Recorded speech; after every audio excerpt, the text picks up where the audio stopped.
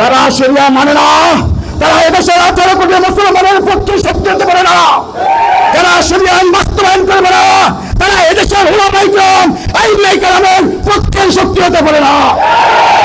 তৃতীয় আরেকটা শক্তি আছে, যারা শরিয়া আইন বুঝে, যারা শরিয়া আইন মানে, যারা শরিয়া আইনের পক্ষে, যারা শরিয়া আইন ব্যক্তি জীবন থেকে রাষ্ট্রীয় জীবন পর্যন্ত বাস্তবায়ন করতে বদ্ধপরিকর, সেটা হলো ইসলামী আন্দোলন, সেটা হলো পুলিশের কর্মীরা, সেটা হলো জাতীয় ওলামা শিক্ষা পরিষদ।